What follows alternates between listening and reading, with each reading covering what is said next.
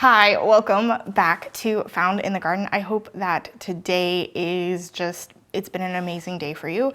It is actually nighttime where I am because I have kids and I work, and that's the reality of like working and gardening and trying to do YouTube. We film at night, it's fine.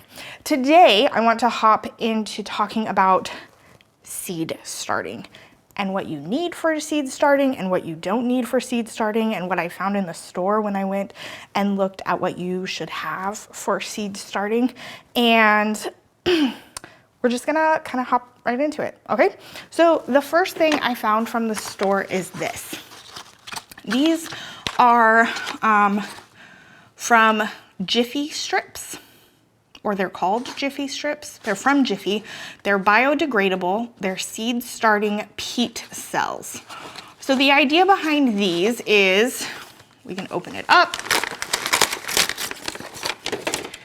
and you put your seed starting mix in here, and then you start your seeds right in here, which is great.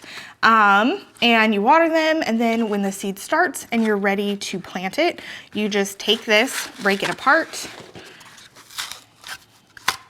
and plant it directly into the ground. I'm trying to get this where you guys can see. There, see, you just into the ground, dig a little hole into the ground.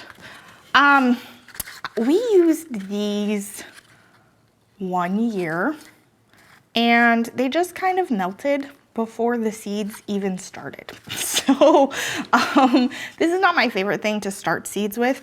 I will tell you that the other things that I use to start seeds with are just kind of much better. But I wanted to start with this because I feel like this is something that you would see on TikTok or Instagram, or, you know, an ad from some place, and they were like, hey, use this. It's so much better.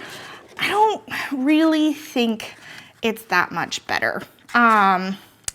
So why not? Let's start out with something I don't think you should use, and it's these peat pots. Now you can use them, and one thing that I'm gonna keep coming back and saying is you can absolutely use whatever you want to use. In fact, I'm hoping that somebody comes into the comments and says, hey, I love peat pots and they work great and you just don't know what you're talking about, because I think it's great to find things that actually work for you. And that's what I've been working on for the last couple of years, is finding solutions that actually work for me.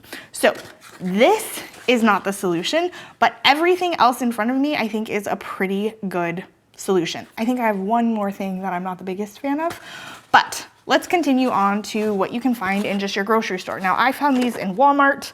I think they were less than 10 bucks.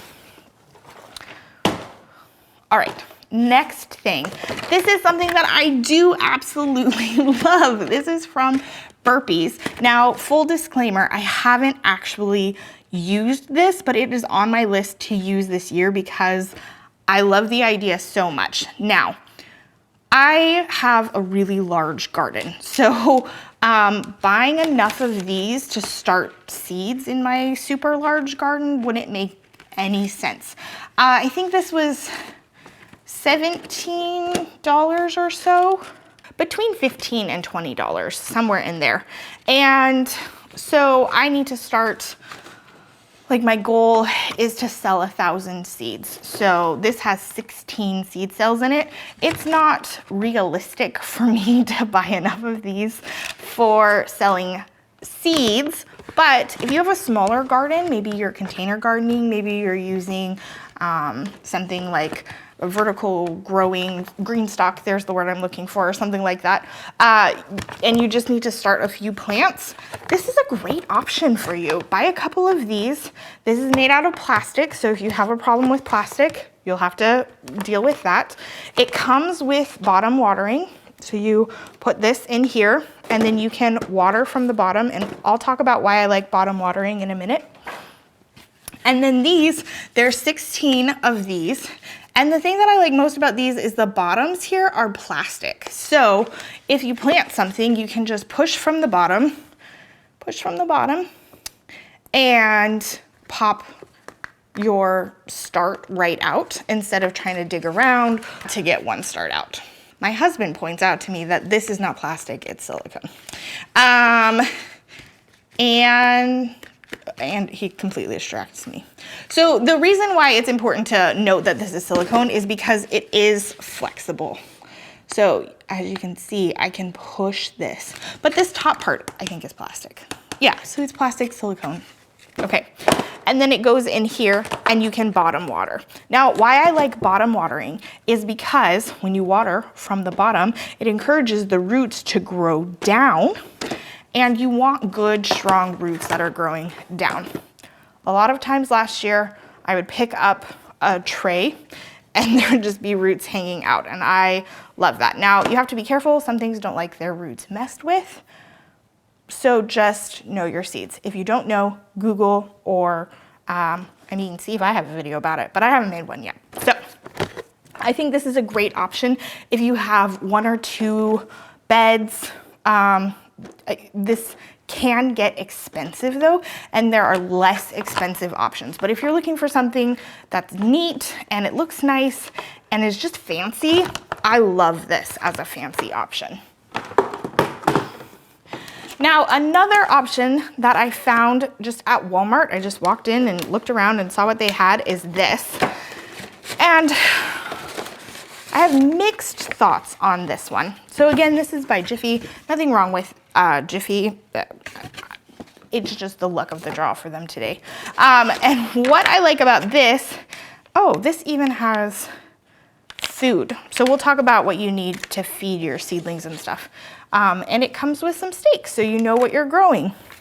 There's 6 stakes here. 1, 2, 3, 4, 5. That's an unfortunate number of stakes per capita. So in the bottom of this, there are these little starter, I'm sure this is made out of peat moss.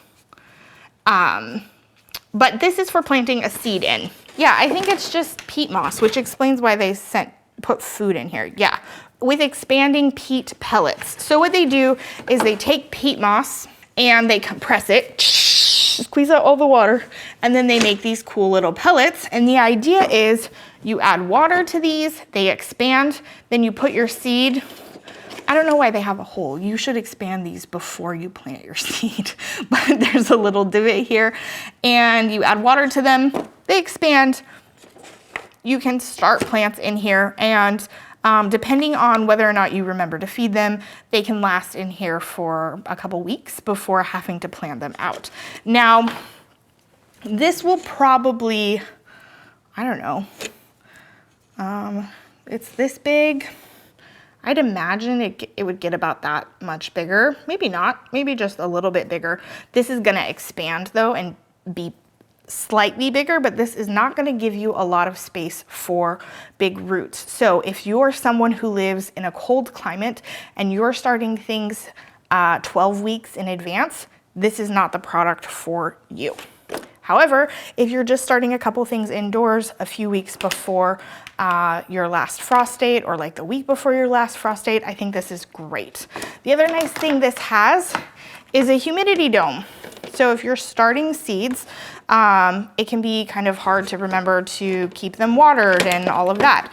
And this little humidity dome just pops right on here and helps keep moisture in here while you're starting your seeds. I think this is a solution. It's not my favorite solution, so let's jump into what I would really recommend you do if this is your first year with a really big garden. This is a Hexagon Starter, is what they call it. And basically the idea is you put in your seed starting soil here, and all of these are just together. Now, I like this. There are some problems with it, but we'll discuss those later. It comes with a bottom water. This is a 10-20 tray. Comes with a bottom water. Put this in here and a seed starting humidity dome there, and you started your seeds. One thing I should add is once your seedlings touch the top of the dome, it's time to take the dome off. If you have a bunch of seedlings that haven't started, that's kind of a problem. Like, they just keep them moist. But my recommendation is to always just kind of plant the same things together. Now, if you have a really small garden and a really small planting station, then you won't have that option if you're gonna use something like this. So maybe use smaller versions. Now, the thing that I don't like about this is how do you get the seedlings out? So it does break in half. And you'd want to do this, you'd want to do that before you planted them or put dirt in them.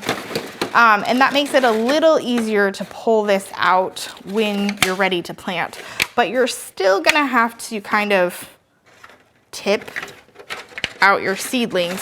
So you'd wanna start at the bottom and then it's heavy and breaking. This is not my favorite solution. Now I do have something that I'm gonna be using that's very, very similar to this, but there's a solution for how to get these the seedlings out of there. You'd have to come up with a similar solution for this. All right, so this is what I started my garden with last year. Not one, like 1,000 10 by 20 trays. These cells, these 6 cells, which are bigger, and these little pots. And everything I started in my garden, I started in this. And on Amazon, there are 10 by 20 trays. They're not quite as strong as these particular ones that I have here. If you have seen my opening, my orders, you know that these come from Greenhouse Megastore, and I'm super impressed with them so far. So I got everything last year from Amazon, and that worked great. I really liked it. I like these smaller ones for starting things like lettuce, things that you're gonna plant out really quick that maybe have smaller roots. Kale starts really great in here. And bigger things like this are great for tomatoes and bell peppers. But since I was also selling starts, we ended up transplanting a bunch of things into these. And so I can fit 18 of these in a 10 by 20 tray. So I can fit 3 down of these bigger ones, and then I can fit, and 2 across. And then you can fit 3 across of these smaller ones. It just depends on how many things you're starting and what kind of things you're starting. I'm gonna pause here and talk about what you should be thinking about when you're thinking about what you need to start seeds for your garden. Probably the very first thing you should decide is what your goal is for seed starting. Are you just starting seeds for your family? Do you want to start your seeds for your family and be able to give away some starts? Or do you want to sell starts? If you want to sell starts, you're going to want something like this, because you want to be able to take the start and give it to the person without losing a bunch of starts. Or maybe you have to sell 6 of each start. If you're selling 6 tomato plants at $4 a piece, that's like 24 bucks for one of these, and people might find that a little unreasonable. But $4 for an heirloom tomato in this is a lot more reasonable, and people can have the different variety of heirlooms that they want. Now, if you're just planting for yourself, things like these work really great. They're pretty disposable. These are nice and flexible, so getting the start out is gonna be incredibly easy. And they're really inexpensive. So I'll drop links for everything that I use, everything that you see here, everything that I can find a link for so that you can go find it. These are not expensive. I think we spent just a couple $100s for all the seed starting stuff that we used last year. And we got a bunch because we did sell quite a bit. This is a great setup if this is your first year seed starting. You can absolutely use this if you have a small garden or a big garden. You can buy just a few 10, 20 trays and whatever number of these you want for the most part. They might come in 10 or 50 packs, but then you have some extra for next year. highly recommend this for whatever stage of gardening and seed starting you're in. So we talked about what I did last year, but let's talk about what I am doing this year. You've decided you're gonna plant a massive garden and you also want to sell seeds. What do you need? Well, here's what I'm using. I have my 10-20 trays. I'll always have 10-20 trays. They're really easy to use. And I'm also working with some new things. Now these are new to me, but I've seen other people use similar products in this application. So let's just kind of walk through what I'm doing. First off, let's start with this because this is kind of the smallest and we'll work up from there.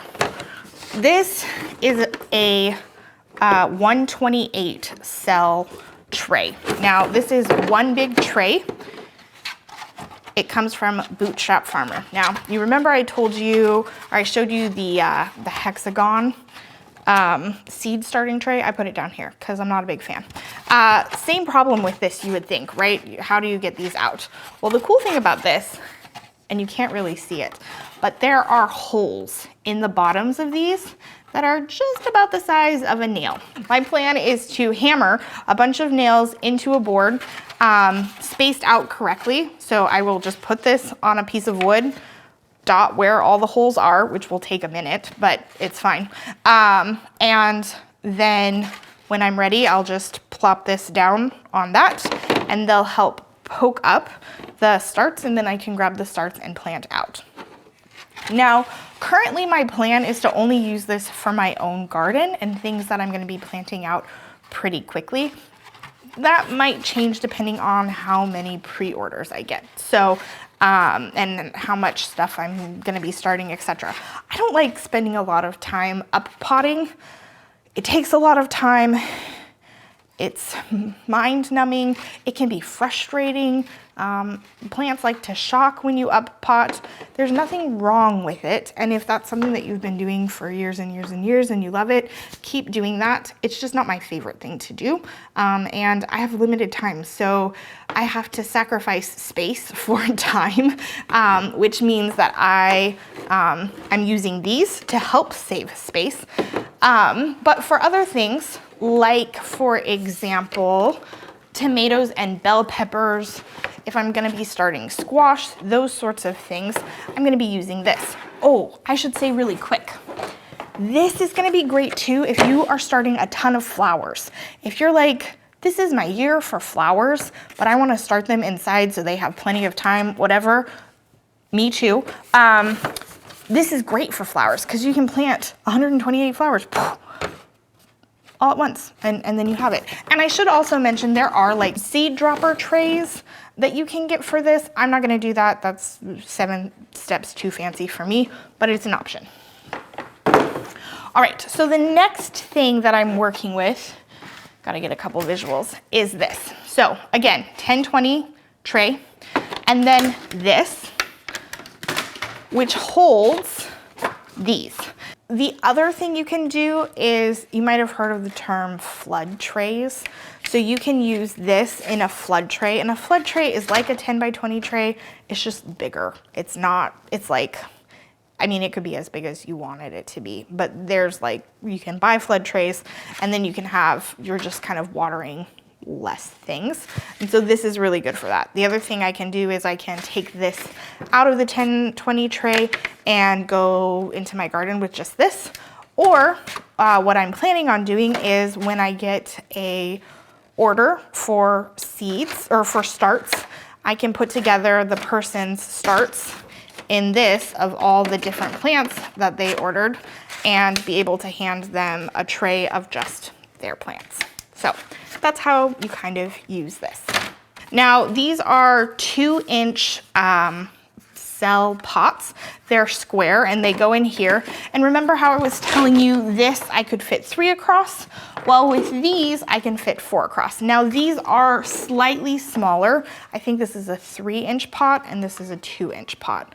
So, slightly smaller, but not a lot smaller. And definitely good enough for me to get plants from either the 128 to here and sell, or just grow plants directly in here. it's super organized and they're not gonna fall over, which is something that I had problems with these actually. They were constantly falling over, especially if you just took out like 4, they would fall over, or if you just had 4 in there. This is not gonna fall out, even if I hold it sideways. Now, maybe it would fall out if I had something in it, but it's not rolling around in there or doing anything like that. So I'm really excited to use this. Again, this is bottom watered, but this is up from the base a little bit too. So you're not gonna really need to worry about overwatering, and you'll need to check and make sure that there's plenty of water that the plants can get to, not just from their roots, but actually having water up a little bit on here to make sure that the plant can really get that water. All right, so I'm using this, I'm using these.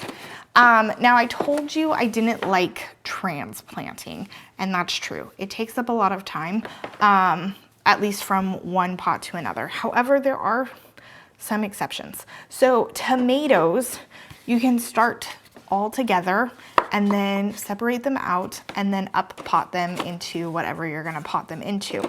So since I'm starting so many seeds this year, I'm actually using a 5x5 tray to start things like tomatoes. I'm also going to be using this to start onions. And I haven't really decided what else I'm gonna be using it for.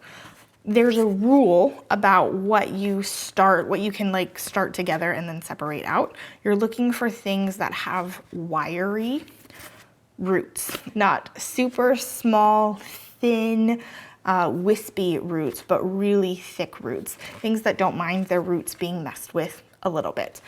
You don't wanna start things like peppers in this. Peppers, eggplants, they don't like their roots really messed with. Now you can up pot them, but it's just not their favorite thing. Whereas tomatoes and onions, they can pop back a lot better from that. Now the onions, I will just be grabbing one of these for each variety of onions, starting my onions in here, and when they get tall enough and I'm happy with their growth, I'll just be directly planting them out into my garden. Onions are frost hardy, so I'm pretty sure that will work. You'll be along for the ride, so I'll let you know. So just to recap, if this is your first year garden starting, this is what I'm gonna recommend. Okay, this is really inexpensive. I would say you could probably do everything for a small to medium-sized garden for a couple $100s, okay? Maybe even less. If you're one of those people who loves everything to be beautiful and fancy, I love this as an option. If you don't like green, that's a problem, but I saw they also came in orange, so maybe you like orange. This is definitely more expensive. If you are like me and you're trying to start and sell a bunch of seeds, and this is maybe your second year doing it, like me, I definitely recommend splurging on these products. Now, the other thing that I have over here is a microgreen starting kit. It comes with a base and a top, and if you're interested in knowing how this works, check out my next video and where I'll be starting microgreens. So the other things you'll need for seed starting is some sort of medium, soil medium. So some people create their own with peat moss, vermiculite, and perlite. And they look really smart, but I had to double check with my husband. So you mix them up. It's a 1-to-1 ratio, 1-to-1-to-1 ratio of those things. And you can start your seeds in that. That's what we used. And it worked really well. Now the problem with that is it doesn't have anything to really feed the plants. So you would need to use some sort of either liquid fertilizer or add something in like compost to give it some food, give the plant some food. This year and towards the end of last year, I started just using seed starting soil just from the store. It was a little bit more expensive, but I knew that it was gonna feed the plants for about 4 weeks, which is what I needed because it was getting crazy feeding all of those plants. There's a cost and time trade-off for everything, so you have to kind of keep that in mind. So if this is your first year gardening, I recommend starting with the seed starting mix from your local garden supply store. Home Depot has it. That's where I got the stuff that I'm going to be using. If you're a more experienced gardener and you want to try to make your own seed starting mix, that's definitely an option. I didn't really enjoy the process. Eric wants to try it again this year, so we'll probably document how that goes and what we learned from that as well. And then one more thing I want to point out is size differences. So when I was looking at buying these trays, I was looking at some less expensive options, but they didn't fit in the 10-20 water things. It would be a disaster if you bought a bunch of things and they didn't work together. So a great example of things that don't work together that I have is these 10-20 trays do not work with my microgreen trays. However, the microgreen trays kind of all come together, so it wasn't the end of the world, but it is obnoxious. I can't use them together. So when you're ordering, come up with what you want to do. A 10-20 tray is a pretty standard, like industry standard thing, and it's a great place to start. If you decide later on you want to go with a smaller one, like a 10x10 tray, that's fine. But start with something that you can easily find and then maybe build up from there once you're familiar with different products.